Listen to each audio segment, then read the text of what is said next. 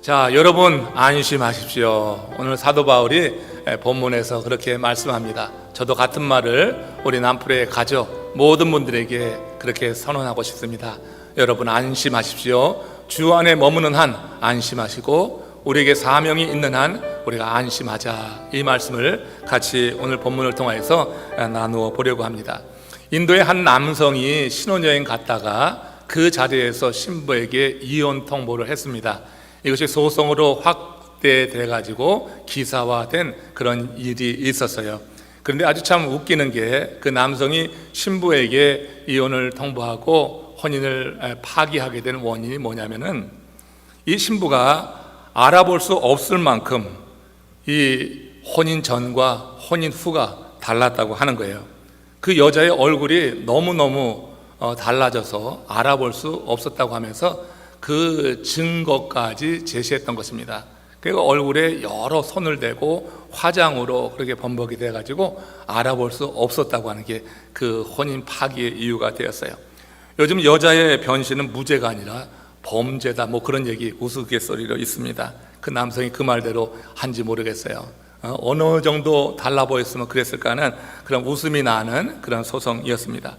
여러분, 화장을 하는 이유는 다르지만 결국 보면은 실제 모습을 가린다는 점에서는 남을 속이는 것이다, 이렇게 말할 수 있죠. 이런 관점에서 보면 이 시대는 남자나 여자나 가릴 것 없이 여러 화장 도구로 화장하면서 살지 않냐, 이런 생각을 해볼 수 있습니다. 학벌도 또 가문도 돈도 지위도 이게 화장 도구가 될 수 있는 거예요. 사람들은 자신을 돋보이게 하고 자신의 그 어두운 면을 가리기 위해서 이런 화장 도구를 통하여서 자기를 꾸미려고 한다고 하는 거죠. 얼마든지 이런 것들 가지고 화장을 해서요, 요즘 이 시대는 실제 모습과 전혀 다른 그런 모습을 보일 수가 있더라고요. 그렇죠? 그런 모습들이 정말 유튜브에 많이 나다니는 것을 보면서 야, 정말 화장이 대단하구나, 사람을 이렇게 다르게 보이게 하는구나 하는 것을 보게 됩니다. 그러나 여러분, 화장은 영원하지 않는 것입니다. 화장하고 그 화장 지우지 않고 사는 사람은 없는 거예요. 언젠가 화장은 지워지게 마련입니다. 이 땅에서 용케 지워지지 않는다 해도 하늘나라 들어가려고 하면 그 모든 화장은 다 지워야지 되는 거예요. 맨 얼굴로 우리 하나님 앞에 서야 되는 것입니다. 그러므로 우리가 외적인 모습만 꾸미지 말고 우리의 내적인 자아를 하나님 보시기에 아름답게 하는 삶을 살아야겠다. 사람에게 아름답게 보이려고 하나님을 떠나는 것, 사람에게 아름답게 보이기 위해 화장 도구를 얻으라고 하나님의 말씀을 멀리하는 것, 그래서 내적인 자아를 흉물스럽게 만드는 것, 이건 피해야지 되겠다. 이를 위해서 우리의 생각을 잘 관리하자고 하는 것입니다. 여러분, 사람의 생각은 자기 안에 있는 또 하나의 자기라고 그랬어요. 자기 안에 있는 또 하나의 자기 안에 숨겨져 있는 내면의 얼굴이 생각입니다. 이 생각이 그대로 얼굴에 드러나게 되는 거예요. 그 생각이 고우면 얼굴이 곱고 생각이 뒤틀려 버리면 얼굴도 뒤틀려 보이게 돼요. 생각이 어둠으로 가득 차 있으면 얼굴이 근심, 우려, 사려로 어둡게 보이고 그 생각이 기쁨으로 가득 차 있으면 그 얼굴이 밝게 보이는 거예요. 그렇다면 우리들이 할 수 있는 가장 고운 생각, 우리가 이 내면의 자아, 또 다른 이 자아를 가장 아름답게 하기 위해서 우리는 어찌 해야지 될까? 저는 고린도전서 10장 31절에 사도 바울의 말씀 속에서 우리의 생각을 아름답게 하는 비결을 봅니다. 같이 한번 읽겠습니다. 시작. 그런즉 너희가 먹든지 마시든지 무엇을 하든지 다 하나님의 영광을 위하여 하라. 우리가 먹든지 마시든지 무엇을 하든지 하나님의 영광을 위해서 하겠다, 그런 생각을 갖고 있으면 그 생각이 하나님 볼 때 아름다운 생각이요, 그 생각은 결국 우리의 삶을 그렇게 아름답게 만들 수 있다고 하는 것을 우리는 믿음으로 고백합니다. 사도 바울은 자신의 삶을 통하여서 세상에 그가 갖고 있었던 많은 화장 도구, 그 높은 지위, 그 높은 학문, 이 모든 것을 예수 그리스도를 알고 그리고 그 고상함을 배워가면서 다 버렸다고 했어요. 자기를 아름답게 할 수 있다고 생각했던 그 아름다운 화장 도구들을 다 포기하고 그 예수 그리스도를 알아가는 지식을 더해가면서 하나님께 영광을 돌리는 그런 삶을 살았어요. 그래서 그가 무엇을 하든지 먹든지 마시든지 무엇을 하든지 사도 바울은 그야말로 하나님의 영광을 위하여 사는 삶을 살았기 때문에 그 큰 고통과 어려움 가운데도 항상 기뻐하라, 항상 기뻐하라, 이것이 우리를 향한 하나님의 뜻이니라고 그렇게 선포하면서 그 내면의 생각을 아름답게 했다고 하는 거예요. 여러분, 우리가 하나님께 영광을 돌린다고 하는 것, 무엇을 하든지 하나님께 영광을 돌린다고 하는 것, 오늘 우리 마음 가운데 새겨지기를 주의 이름으로 축원합니다. 영광이라고 하는 것은요, 헬라어로 독사라고 하는 단어를 씁니다. 근데 이 독사라고 하는 것이요, 인정한다, 그런 의미가 있어요. 그러니까 영광이라고 하는 것, 내가 무엇이든지 하나님께 영광을 돌린다고 할 때 과연 어떻게 하나님께 영광을 돌리냐 하는 그런 퀘스천이 생기는데, 이럴 때 여러분, 이 독사라고 하는 것, 영광이라고 하는 단어의 의미를 생각해 보면 우리가 하나님께 영광 돌린다고 하는 것은 생각처럼 어려운 게 아니에요. 하나님을 인정하면 되는 줄로 믿습니다. 하나님의 살아계심에 대해서 우리가 인정하는 거예요. 하나님을 살아계시다고 믿는 사람은요, 인생의 모든 어려움이나 내 삶 속에 나타난 여러 일 가운데 하나님을 먼저 생각하는 줄로 믿습니다. 하나님이 살아계신다고 생각하는데 하나님을 생각하지 않고 세상으로만 나간다고 하는 것은 그건 여러분 말로만 믿는 거예요. 하나님의 살아계심이 믿어지는 것, 하나님이 살아계시다고 인정하는 것, 이게 여러분 하나님께 영광을 돌리는 거예요. 영광을 돌린다고 이것저것 많은 생각할 필요가 없어요.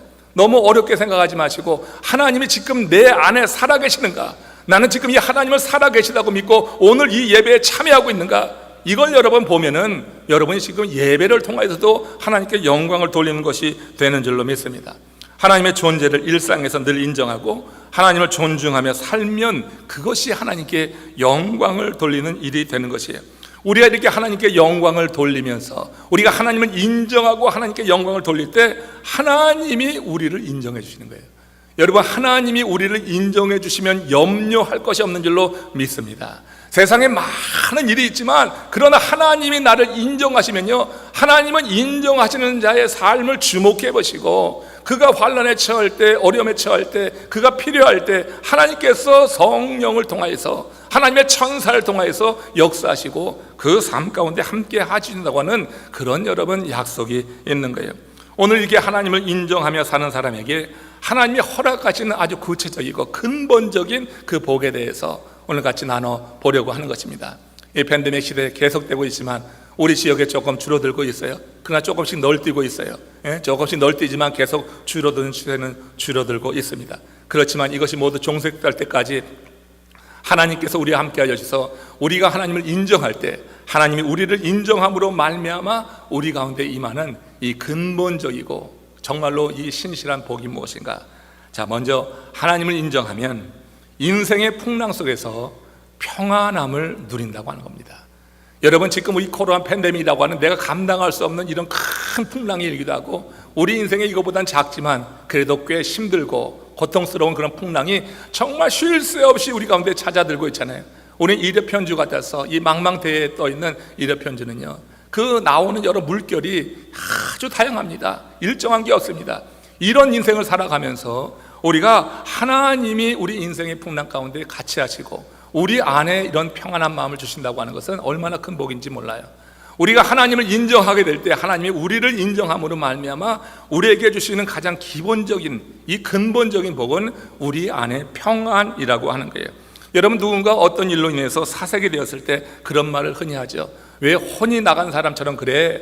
왜 혼 나간 사람처럼 그래? 이런 말이에요. 이렇게 사람들은요, 마치 영혼이 나갔다 들어갔다 하는 것처럼 그렇게 바뀌는 인생을 살아가는 거예요. 혼나간 사람처럼 됐다고 하는 것은 사색이 됐다고 하는 거예요. 완전히 어떤 일에, 이런 큰 풍랑에, 인생의 문제에 사색이 되어가지고 혼이 나간 버린 거예요. 사람 같지가 않은 거예요. 혼이 나간 인생은 그냥 물건과 같은 거 아니에요. 이상한 거예요. 여러분, 인생을 평안하게 사는 비결은 하나님이 인생사 모든 일을 주관하신다, 그 믿음이 있어야 돼요. 그럼 하나님이 인생사 모든 일을 주관하신다고 하는 이 믿음이 있기 위해서 뭐가 되어야 돼요? 하나님의 살아계심이 믿어지는 거예요. 하나님이 인정되는 거예요. 하나님을 인정하는 것, 이 세상을 창조하신 창조주 하나님을 인정하시고 그 창조주 하나님이 피조물의 삶 속에 역사하신다. 하나님의 창조주 되심을 인정하는 하나님의 사람을 하나님께서 그를 인정하시는 거예요. 그래서 여러분, 그 모든 삶 속에서 함께 하시고 그 삶을 주관하신다고 하는 거죠. 그러니까 우리가 평안하게 사는 비결은 하나님께서 내 모든 삶을 주관하신다, 내 모든 삶에 관심이 있다, 이 사실을 믿고 사는 거예요. 이를 위해서 우리는 하나님을 인정하자고 하는 것입니다. 이 믿음만 있으면 어떤 일을 만나도 당황하거나 조급해하거나 두려워하지 않을 거예요. 우리들 마음에 세상 살다 보면 감당하기 어려운 일들이 있습니다. 내 손에서 벗어난 일이 있어요. 그런데 그 일로 인해서 나는 사색이 되는 거예요. 나는 정말 죽을 것 같은 거예요. 이런 일들이 우리에게 왜 없어요? 이런 일 속에서 우리 하나님을 믿는 하나님의 사람들, 하나님을 인정하는 하나님의 사람들에게 하나님이 주시는 것, 그 심령의 평안이다. 이렇게 하나님을 인정하는 사람에게 하나님이 세상이 빼앗지 못하는 평안을 심어주신다. 오늘 본문에서 사도 바울이 그 경험을 하고 있는 거예요. 사도 바울은요, 죄수의 몸으로 지금 로마로 후송되고 있습니다. 배를 타고 가고 있습니다. 그때 유라굴로 광풍을 만나가지고 아주 죽게 되는 이 사정을 알지요. 배에 탄 사람은 죄수, 선원, 그리고 또 간수들까지 해서 276명이나 되었어요. 그런데 갑자기 항해 중에 지중해 한복판에서 대풍이 불면서 바다가 이는 겁니다. 광풍이 일어난 거예요. 광풍이라고 하는 것은 인격적인 표현이에요. 미친 바람이라고 하는 거거든요. 이 광풍이라고 한 표현에도 여러 의미가 있어요. 사도 바울이 로마로 가서 가이사 앞에 서가지고 복음을 증거하는 것을 막으려고 하는 사단의 역사라고 하는 그런 해석도 있더라고요. 그럴듯하더라고요. 그게 광풍이라고 이렇게 말을 하잖아요. 이 광풍을 한번 대적하더니 쉽게 잦아들지가 않았어요. 2주간이나 계속되었다고 성경은 말합니다. 휘몰아치는 광풍이 하늘이 먹구름처럼 깜깜하게 바뀌고 말았어요. 그것은 그 배에 있었던 276명 그 사람들의 마음의 상태였어요. 이 하늘이 깜깜하게 바뀌었어요. 먹구름으로 뒤덮였어요. 그 사람들의 마음도 먹먹하고 깜깜해졌어요. 선원들은 살기 위해서 최선을 다해보지만 그러나 그 문제를 해결할 수 없었어요. 그때 상황을 사도행전 27장 18절에서 20절 사이에서 이렇게 말씀하고 있습니다. 같이 읽습니다. 우리가 풍랑으로 심히 애쓰다가 이튿날 사공들이 짐을 바다에 풀어버리고 사흘째 되는 날에 배의 기구를 그들의 손으로 내버리니라. 여러 날 동안 해도 별도 보이지 아니하고 큰 풍랑이 그대로 있음에 구원의 여망마저 없어졌더라. 지금 모든 선원들이 할 수 있는 모든 일을 다 하고 있는 거예요. 배를 살리기 위해서 사공들이 짐을 바다에 내버리고 사흘째 되는 날에는 어떻게 했다고 그랬어요? 배의 기구를 그들의 손으로 내버리라. 배의 기구는 절대로 버려서는 안 되는 거예요. 배가 앞으로 나가기 위해서는 배의 기구는 끝까지 붙잡아야지 되지만 이 사공들의 판단에 이것까지라도 버려서 배를 구해야 되겠다는 생각까지 미치니까 배의 기구를 버리는 거예요. 이제 배가 어디로 갈지 바람에게 그냥 맡기는 상황이 되는 거예요. 그래서 여기에 표현하기를 배의 기구를 버릴 때는 그들의 손으로 버리니라 이 강조하고 있는 거예요. 짐을 버릴 때도 그들의 손으로 버렸지만 배의 기구를 버릴 때는 그만큼 결단하고 이것은 그야말로 마지막 순환으로 행한 일이라고 해서 그들의 손으로 버렸다 이런 표현을 하죠. 여러 날 동안 그러나 해도 별도 보이지 않고 큰 풍랑이 그대로 남아 있으니까 모든 것을 해보려고 다 했는데 그대로 큰 풍랑이 있으니까 깜깜하니까 어떻게 돼요? 그들 마음 가운데 구원의 여망이 없어진 거예요. 완전히 그들의 마음도 하늘 먹구름처럼 까맣게 물들여서 이제 희망을 놓고 있었다고 하는 것입니다. 그들은 이렇듯 할 수 있는 일을 다 해본 겁니다. 그런 상황이 나아지지 않자 사색이 된 거예요. 혼이 나간 사람처럼 이제는 그냥 자포자기하고 사색된 상태로 있었습니다. 이렇게 죽고 마는구나 하는 두려운 생각이 엄습했다고 하는 거예요. 그들의 영혼이 얼어붙게 된 것입니다. 우리가 여러분 살면서 이런 풍랑을 만나는 사람들이 있잖아요. 그 풍랑은 건강으로 오고 또 어떤 때는 재정적인 문제로 오고 이 풍랑이 사람으로 인해서 올 때도 있어요. 우리의 가족들로 인해서 올 때가 있어요. 이 풍랑 앞에 우리는 그저 사색이 될 때가 있어요.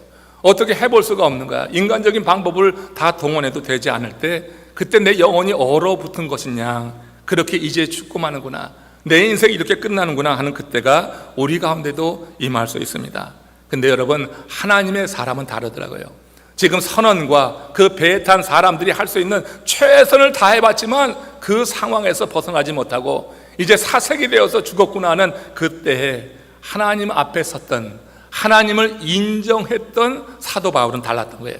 사도 바울이 이제 성령의 감동에 따라서 그들 가운데 섰습니다. 그리고 그들을 향해서 이렇게 선포하는 거예요. 사도행전 27장 23절에서 25절 말씀입니다. 같이 합독합니다. 내가 속한 바 곧 내가 섬기는 하나님의 사자가 이제 어젯밤에 내 곁에 서서 말하되 바울아 두려워하지 말라. 네가 가이사 앞에 서야 하겠고 또 하나님께서 너와 함께 항해하는 자를 다 내게 주셨다 하였으니 그러므로 여러분이요 안심하라. 나는 내게 말씀하신 그대로 되리라고. 하나님은 그거야말로 불신앙인 거예요. 그러니까 여러분, 하나님 앞에 우리가 기도해서 하나님의 뜻을 묻고 하나님 내 마음에 주신 감동을 따라서 이것이 하나님의 뜻인가 보다 그렇게 거듭 확인된다고 하면은 그 다음에는 두려워해서는 안 되는 겁니다. 두려워하고 의심하고 자꾸 그렇게 되면요 하나님이 하려고 하셨던 일도 지체되고 마는 거예요. 그건 불신앙이요 책망받을 일이에요. 바울이나 히스기야는 하나님을 인정하며 믿음을 지키던 자들로 누구보다 평안을 누리고 있었던 거예요. 하나님의 약속이 그들 가운데 이루어질 것에 대해서 그 누구보다 먼저 확신을 한 거잖아요. 바울도 확신했잖아요. 하나님께서 말씀하신 그대로 나는 되리라고 믿노라 그렇게 했잖아요. 그러니까 하나님의 약속에 대한 믿음이 그들로 하여금 평안을 유지했고 그 평안을 가지고 그 모든 공동체의 이론들을 안심시키는 이런 일을 행하더라. 고린도후서 1장 20절 말씀 보십시오. 이 말씀이 그런 배경이에요. 같이 읽습니다. 하나님의 약속은 얼마든지 그리스도 안에서 예가 되니 그런지 그로 말미암아 우리가 아멘 하여 하나님께 영광을 돌리느니라. 하나님께 영광을 돌리는 것은 하나님을 인정하는 것과 함께 하나님의 약속을 예하고 믿음으로 받아들이는 거예요. 아멘 하고 받아들일 때 우리가 그것이 하나님께 영광 돌리는 일로 믿습니다. 하나님의 영광 돌리는 건 하나님이 계시다고 하는 걸 인정하는 것이고 하나님이 하신 약속을 내가 아멘 하고 받아들이는 거예요. 그러니까 하나님의 영광 돌리는 거예요. 그러니까 괜히 추상적으로 알고 이게 뭔가 하고 그냥 멋있게 말만 하지 말고 실제적인 삶 속에서 하나님을 인정하고 약속의 말씀이 있을 때 이 말씀에 대해서 아멘, 하나님 이 약속대로 될 줄로 믿습니다 해서 절망적인 상황에서 유라굴로 광풍 같은 그런 어려운 상황에서도 그 상황에서도 바울처럼 그 마음의 평안을 잃지 않고 그곳에 함께하는 사람을 일으켜 세우고 그들 가운데 안심을 시키고 그래서 미래를 준비할 수 있는 이런 삶을 살아가는 것이 바로 하나님께 영광을 돌리는 하나님의 사람들의 모습이 되어야지 될 거예요. 언약에 대한 믿음, 확신, 이에 대해서 아멘하고 즐거워하는 것, 이거 하나님께 영광을 돌리는 일이더라. 갈보리 채플의 척 스미스 목사님이라고 미국 내에서 가장 영향력이 있는 목사님 가운데 한 분이죠. 전 세계적으로도 영향을 끼치고 있는 목사님입니다. 그러나 그도 교회를 처음 개척했을 당시에 그 당시에는 많은 어려움이 있었다고 해요. 빚을 많이 져서 그것이 참 고통스러웠다고 합니다. 하루는 그 빈 목록을 앞에 놓고 하나님께 나가서 간절히 기도를 한 겁니다. 기도를 마치고 그 목사님의 절친이 전화를 했어요. 그러더니 내가 돈을 좀 보칠 테니 이 돈으로 유용하게 쓰라. 그렇게 이제 전화가 온 거예요. 그 친구가 보낸다고 하는 그 돈은 놀랍게도 빚을 갚고도 좀 남을 정도가 되었다고 하는 거예요. 그러니 척 스미스 목사님이 얼마나 기뻐요. 기도 끝나고 나서 그런 응답을 받고 이제 이 빚을 청산하게 되었으니 너무 기뻐서 저녁을 준비하고 있는 사모님 그저 끌어안고 덩실덩실 춤을 추는 겁니다. 그때 성령이 그 내면에서 이렇게 말씀하시는 거예요. 너는 무엇이 그리 좋아서 그렇게 덩실덩실 춤을 추느냐? 그때 그가 이렇게 대답을 합니다. 예, 주님 아시지요? 제가 지금 빚 때문에 얼마나 고통스러웠어요. 근데 제 절친이 지금 전화를 해서 내게 돈을 보내주는데 그 돈이 빚을 다 갚고 남을만 하지 않아요? 그래서 내가 너무 좋아서 지금 춤을 춥니다. 그러자 또 성령이 그에게 주시는 감동은 그거예요. 그래? 근데 그 돈이 지금 어디 있느냐? 너 그 돈을 들고 있느냐? 이렇게 물었던 거죠. 그때 이 스미스 목사님이 성령에게 이렇게 대답을 합니다. 이 친구는 참 신실합니다. 그러니 그가 말한 대로 곧 보내줄 것입니다. 나는 그것을 믿습니다. 그때 여러분 성령이 그 양심을 꾹 찔렀다고 하는 거 너무 고통스럽게 찌르면서 하신 말씀이 이거예요. 그렇다면 너는 내가 너와 함께하고 너를 도와주고 너를 지킬 것이라고 인도할 것이라고 한 약속에 대해서 그 약속을 믿고 한 번이라도 덩실덩실 춤을 추어봤냐? 하나님의 약속에 대해서 믿음을 갖고 충만해서 그렇게 춤을 춰봤냐? 친구가 절친이고 그는 신뢰 있는 자여서 그가 말한 대로 되리라고 생각해서 춤을 춘다고 하는데 그러면 너는 나를 어떻게 생각하냐? 이런 질문을 받고 거기서 꼬꾸라졌다고 하는 거예요. 하나님 앞에 회개를 했다고 하는 거예요. 하나님의 약속을 듣고는 아무런 감동도 없고 하나님의 약속이 이루어질 것에 대한 기대도 없고 그저 목사로 그렇게 사역하면서 세상 일에 쫓기고 밀려 살아왔던 자신의 모습이 너무 한심스러워서 그렇게 여러분 꼬꾸라졌다고 하는 거예요. 그 이후에 그의 삶에 많은 변화가 온 겁니다. 그래서 세계적으로 영향력 끼치는 목사님이 되었어요. 약속에 대한 확신을 가진 목사님이 되었어요. 로마서 4장 20절에 보면은 믿음이 없어 하나님의 약속을 의심하지 말고 믿음으로 견고하여져서 하나님께 영광을 돌려라. 결국 하나님의 약속을 의심하는 것, 하나님의 약속을 의심하지 않고 받아들이는 것, 우리가 하나님께 영광을 돌리느냐 그렇지 못하느냐의 하나의 관점이라고 하는 거예요. 우리가 하나님의 약속을 믿고 그렇게 하나님께 영광을 돌리는 것, 우리 하나님께서 기뻐하시는 거예요. 약속이 정말로 믿어진다고 하면 그 약속으로 인해서 우리의 마음의 자아, 이 생각이 바뀌어져야 될 줄로 믿습니다. 여러분들의 생각은 지금 어떠세요? 여러분들 지금 처한 상황에서 각자 다르겠지만 여러분들의 마음의 생각이 지금 어떻습니까? 또 다른 나, 또 다른 자아, 이 생각이 어떤가? 이 생각이 그대로 얼굴에 드러나서 그 얼굴 표정을 짓는 거예요. 사색이 되든지 웃음꽃이 활짝 피든지 아니면 평안한 얼굴을 갖든지 이 생각의 결과라고 하는 것. 우리가 하나님의 약속을 믿음으로 받을 때 그 생각이 우리를 주관해서 우리의 삶은 이런 어려운 상황 속에서도 평온한 그런 모습으로 서게 될 것이다. 그렇게 기대해 봅니다. 하나님께 영광을 돌리는 삶은 이렇게 하나님의 약속을 의심하지 않는 것으로 증명을 해야지 돼요. 하나님의 약속을 의심하지 않는 것으로 증명. 그것은 우리의 얼굴 표정으로 아니면 우리의 삶의 태도로 나타나게 되는 것입니다. 하나님이 우리의 삶을 다스리고 있다면 그분의 약속은 성령의 역사로 믿어지게 마련이에요. 반드시 믿어지게 마련이고 하나님을 인정하는 사람은 바로 이 믿음 안에 거하면서 풍랑 속에서도 평안히 거하는 사람이다.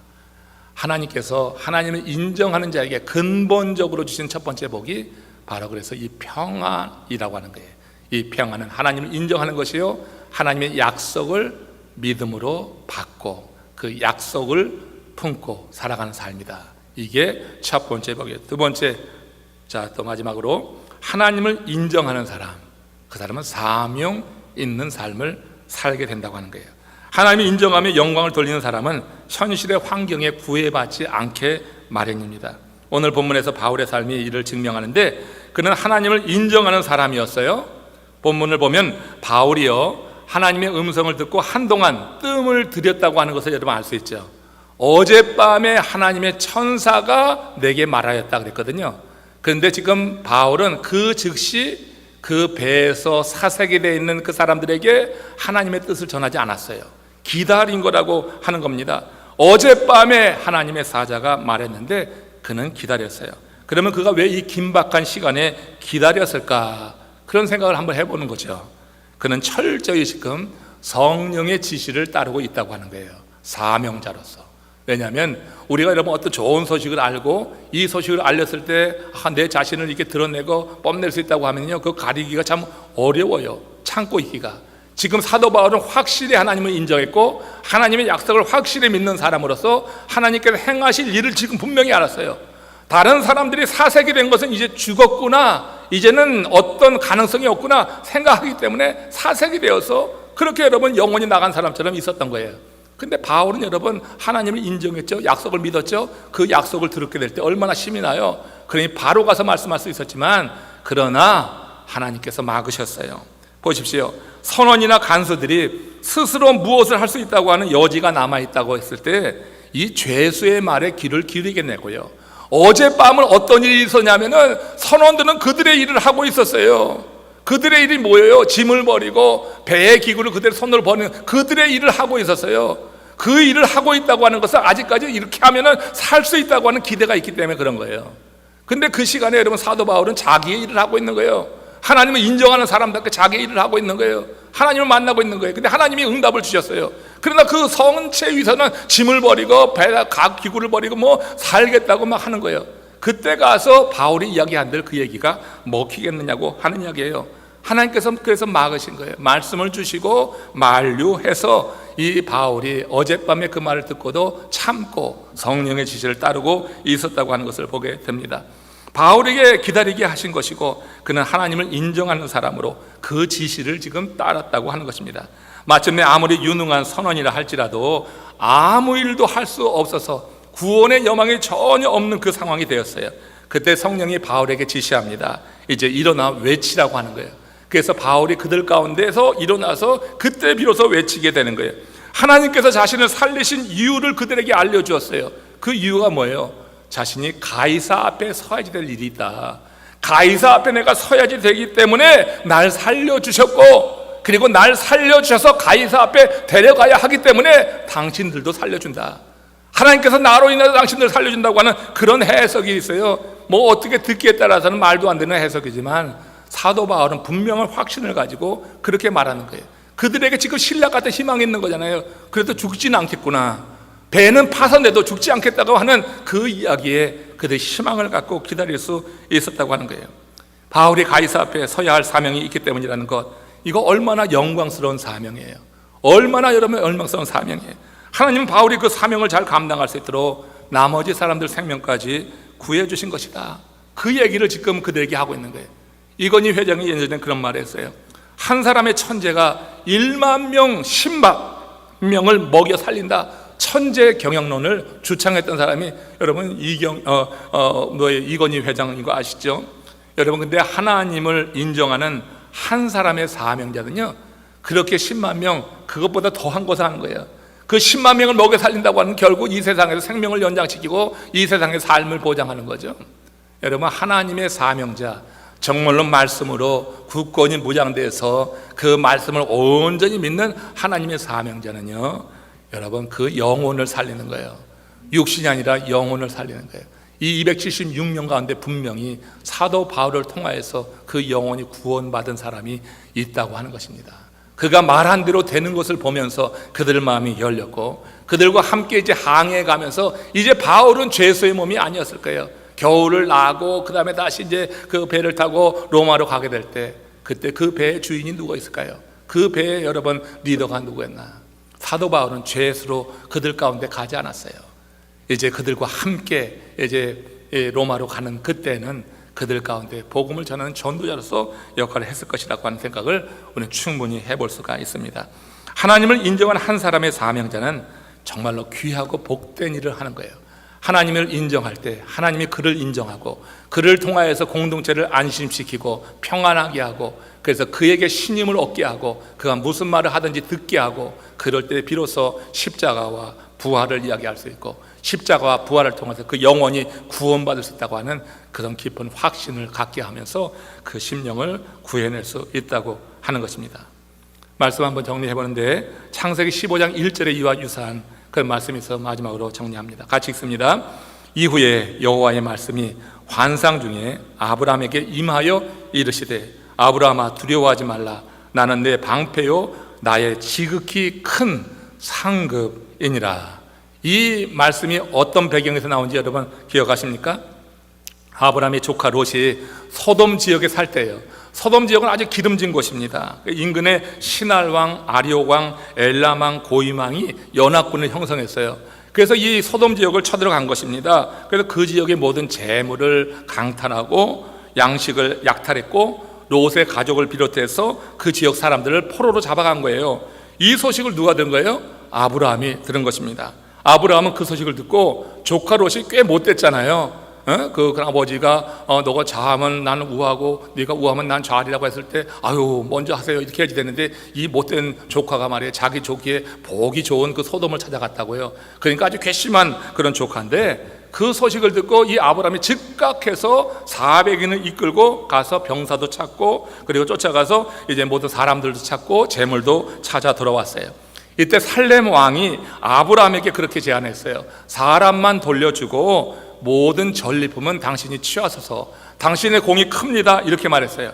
그러나 그때 이 아브라함은요, 그것은 하나님께 영광을 가려우는 일입니다, 그렇게 하면서 그 제안을 정중히 사양을 했어요.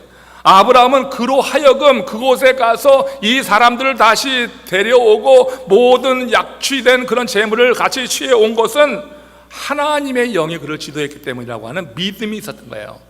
여러분, 인간적으로는 이 롯이 그렇게 고운 사람이 아니에요.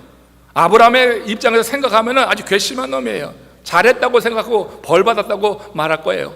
그렇지만 여러분, 그 소식을 듣는 순간에 하나님의 신이 이 아브라함을 주장하는 겁니다.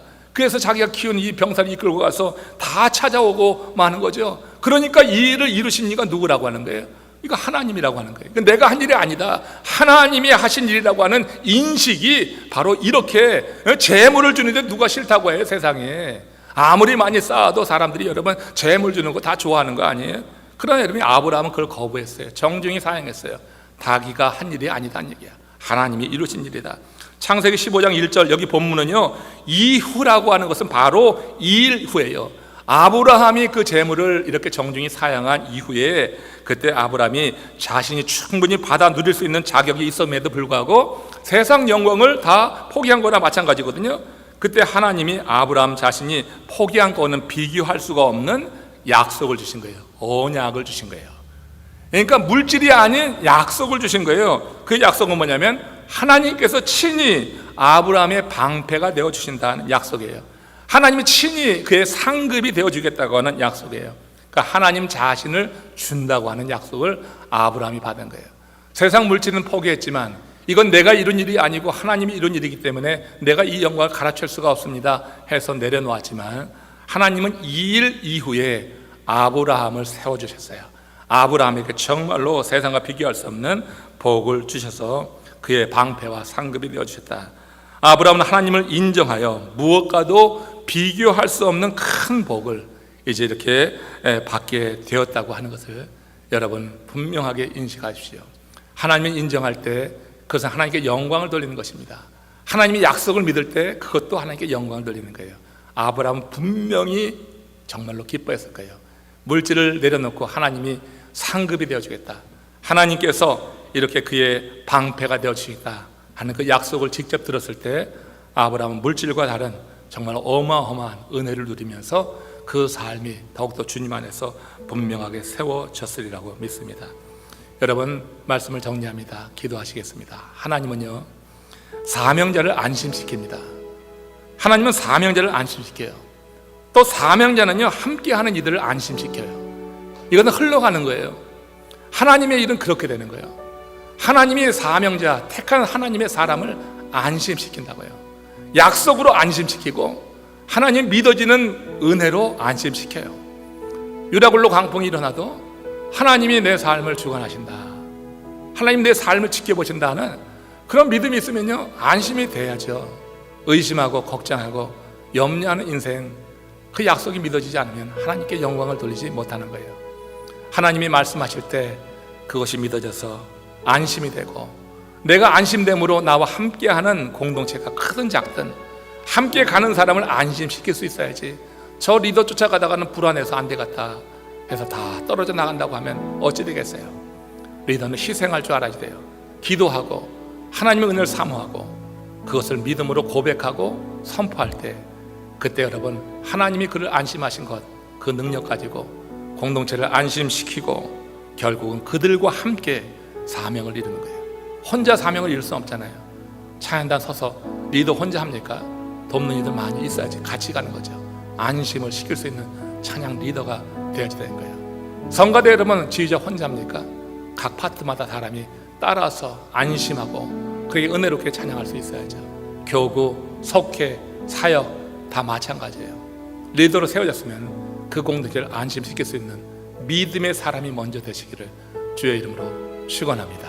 우리가 하나님을 온전히 인정하고 하나님의 인정을 받고 하나님의 약속을 들을 때 믿음으로 아멘하고 그 약속이 결국 하나님께 영광을 돌리는 것이 되어서 이렇게 온전한 리더가 서는 우리 남풀, 그래서 미래가 더욱더 밝은 우리 교회 만들어가기 위해서 모든 지체들이 이와 같은 믿음 안에서 우리 더욱더 이 어려운 시기지만 힘을 얻게 또 믿음을 달려가기를 주의 이름으로 축원합니다. 다 같이 고개 숙여서 이 말씀 생각하면서 같이 합심으로 기도하며 오늘 말씀을 정리합니다.